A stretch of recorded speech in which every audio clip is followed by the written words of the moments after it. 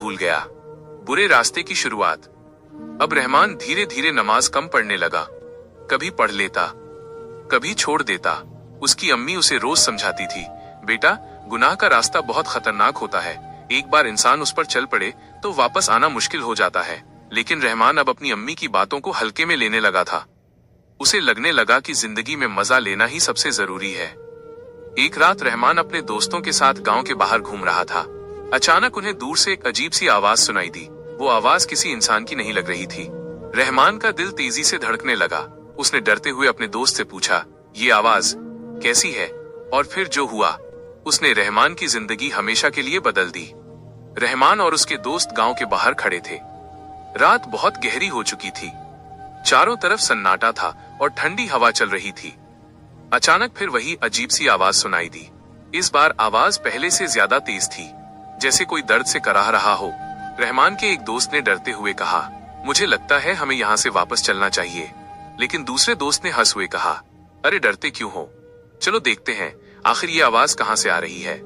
रहमान का दिल जोर जोर से धड़क रहा था, लेकिन वो अपने दोस्तों के साथ आगे बढ़ने लगा।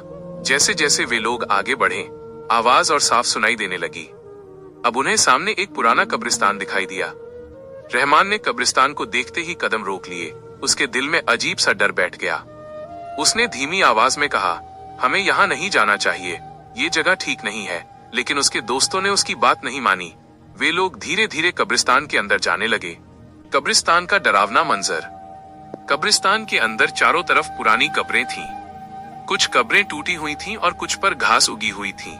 हवा और तेज चलने लगी। पेड़ों की टहनियां हिलने लगीं और ऐसा लग रहा था जैसे कोई उन्हें देख रहा हो। अचानक एक कब्र के पास से तेज आवाज आई, बचाओ बचाओ। ये आवाज इतनी डरावनी थी कि सभी दोस्त कांपने लगे। रहमान का एक दोस्त डर के मारे चिल्लाया, ये इंसान की आवाज नहीं है, हमें यहाँ से भागना चाहिए।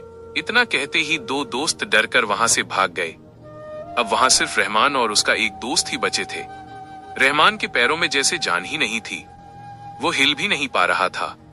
अचानक उसे ऐसा महसूस हुआ जैसे किसी ने उसके कंधे पर हाथ रखा हो। रहमान ने डरते डरते पीछे मुड़कर देखा, लेकिन वहां कोई भी नहीं था।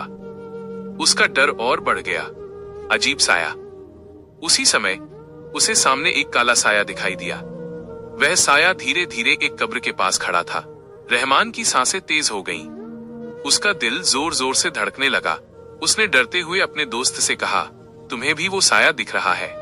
उसका दोस्त कांपती आवाज में बोला, हाँ मैं भी देख रहा हूँ। अचानक वो साया धीरे धीरे उनकी तरफ बढ़ने लगा।